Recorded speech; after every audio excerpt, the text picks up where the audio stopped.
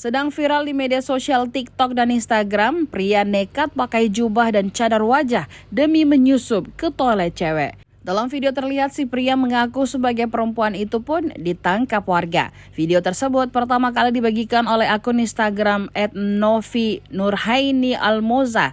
Awalnya terlihat seseorang memakai pakaian muslim lengkap dengan cadarnya yang berwarna hitam. Seorang wanita yang merekam peristiwa itu pun curiga jika sosok wanita bercadar itu adalah seorang laki-laki. Korban pun memanggil warga dan security agar membantunya membongkar hal tersebut. Para warga dan security kemudian meminta agar sosok bercadar itu membuka cadarnya.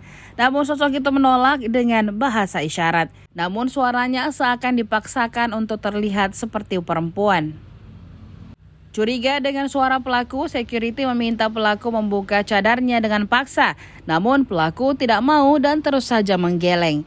Sampai akhirnya saat security memberi kesempatan kepada pelaku dan korban untuk mengecek wajah di balik cadar. Begitu mengetahui sosok yang bercadar itu adalah seorang laki-laki, korban pun menangis histeris. Pasalnya korban sempat berganti baju di toilet tersebut dan diperhatikan seksama oleh pelaku. Security pun kemudian bertanya kepada pelaku alasan mengapa melakukan hal tersebut. Si pelaku mengaku melakukan pelecehan seksual dengan modus cadar baru-baru ini. Belum diketahui pasti di mana dan kapan peristiwa itu terjadi, namun kuat dugaan peristiwa terjadi di Bandung, Jawa Barat.